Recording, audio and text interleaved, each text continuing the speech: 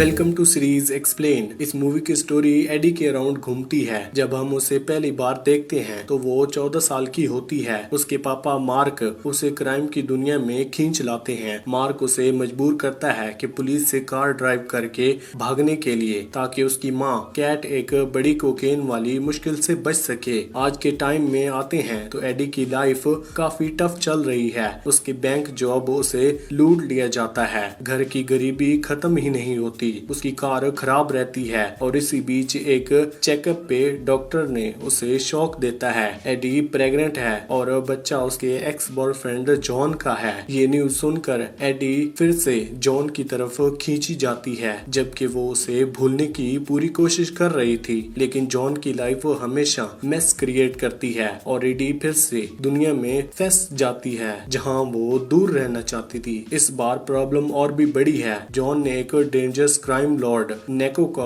बहुत पैसा खाया। अगर उसे वो पैसा वापस नहीं दिया तो नेको जॉन को मार देगा। सोल्यूशन ये निकलता है कि एडी उसके लिए गेटवे ड्राइवर बनेगी एक रिस्की रॉबरी में $3 मिलियन, और उनके पास सिर्फ एक हफ्ते का टाइम होता है। एडी और जॉन की मुलाकात कैसे हुई थी? एडी की मुलाकात जॉन से तब हुई जब वो 15 साल की थी। उस वक्त एडी एक हाई प्रोफाइल केस में फंसी हुई थी। उसके डैड 7 के पीछे बचने की कोशिश कर रहे थे पैसे के लिए, लेकिन एडी भागने की कोशिश करती है। तब जॉन उसकी हेल्प करता है और उससे बचाता है। उसके बाद दोनों 15 साल तक साथ रहे। जॉन ड्राइविंग में एक्सपर्ट था और एडी ने ड्राइविंग के ट्रिक्स अपनाए। डैड के साथ साथ जॉन ने भी सीखे। एडी की मुलाकात जॉन से 15 साल में हुई और उस बीच उन्होंने बहुत कुछ सीखा। कैसीनो वाले काम के लिए जब प्रेम सामने आता है तो एडी को समझ आता है कि उसने हेल्प की जरूरत है। प्रेम नेको का दूसरा ड्राइवर है और काफी डेंजरस भी है। इस वजह से एडी अपने डैड से मिलने जाती है। सोचती है कि शायद वो उसके साथ ड्राइव करें, लेकिन जॉन उसके डैड अब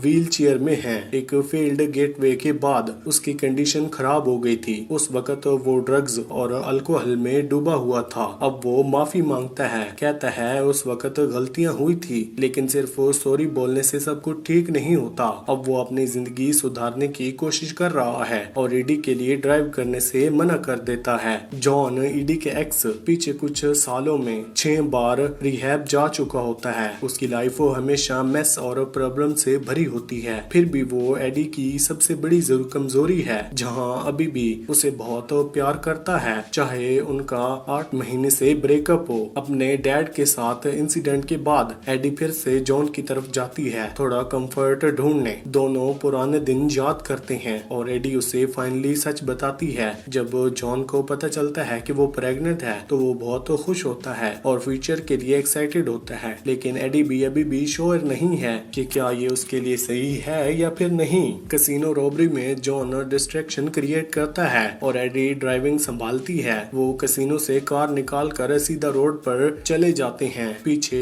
ढेर सारा पैसा ट्रंक में होता है। पुलिस पीछा पकड़ती है, लेकिन प्रेम उनकी अर्जी निकाल के कॉप्स को खत्म कर देता है और एडी बच जाती है। लेकिन असली प्रॉब्लम यहाँ से शुरू होती है। प्रेम पैसा अपने लिए चाहता है। पुलिस से छुटकारा मिलते ही रेस ट्रैक पर एडी और प्रेम की टकरार होती है। जॉन का बुरा एक्सीडेंट हो जाता है, उसकी कार क्रैश हो जाती है, वो भीड़ इंजर्ड हो जाता है। इस बीच प्रेम पैसा और गाड़ी लेकर भाग जाता है और एडी के पास सिर्फ जॉन का बेहोश जिस्म रह जाता है। साथ ही उसके अंदर बदले की आग जल उठती है। एडी प्रेम तक पहुंचती है और अपना पैसा वापस मांगती है। तब तक जॉन होश में आ जाता है और मोटल के बाहर जहां प्रेम छुपा हुआ था, जॉन गोली मारकर उसे खत्म कर देता है। प्रेम के बाद जॉन अपना रैम्पेज कंटिन्यू करता है। जॉन चाहता है कि अब उन दोनों के पास नया स्टार्ट लेने के चांस है, एक तरह से बैनो और क्लाइड कपल की तरह, जहां दोनों मिलके हमेशा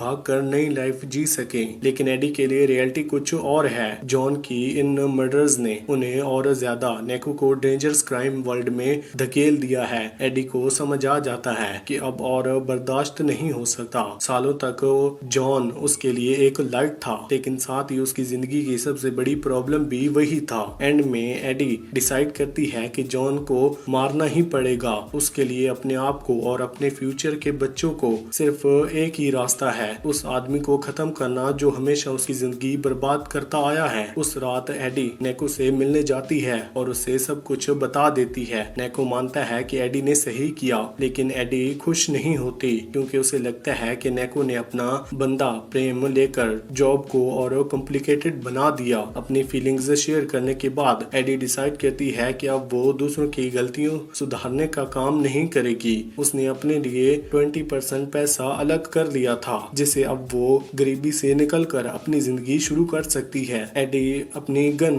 पीछे छोड़ देती है और निकल जाती है। बाहर एक गोली की आवाज सुनाई देती है। नेको अपनी कार राइट हैंड में जॉर्ज को मार देती है। जॉर्ज सालों से पैसा छुपाता आ रहा है और नेको अब तक इग्नोर कर रहा था, लेकिन अब उसने खत्म कर दिया। क्राइम की दुनिया से दूर होकर एडी अपनी लाइफ पर फोकस करती है। टाइम फास्ट फॉरवर्ड होता है क्रिसमस के टाइम पर, जहां एडी अपने बेबी को पाल रही होती है बेबी गर्ल की मदद से। फिल्म के लास्ट फ्रेम में एडी विंडो के बाहर देखती है। घर के अंदर एक प्यार भरा वार्म फैमिली सेटअप दिख रहा होता है, लेकिन बाहर ठंडी हवा और पुराने क्राइम वाली जिंदगी भी याद आ रही होती है। एडी ने अब वो दुनिया छोड़ दी और अपने फादर की तरह नई जिंदगी स्टार्ट करने का डिसीजन लिया। सवाल ये है कि क्या इस बार वो अपने फैसले पर टिक पाएगी या फिर नहीं। इसी के साथ ये मूवी यहीं पर एंड होती है। आपको कौन सी मूवी या फिर वेब सीरीज का एक्सप्लेनेशन चाहिए हमें कमेंट सेक्शन में जरूर बताना। वीडियो अच्छी लगी तो वीडियो को लाइक करके चैनल को सब्सक्राइब लाजमी करना। Thanks for watching.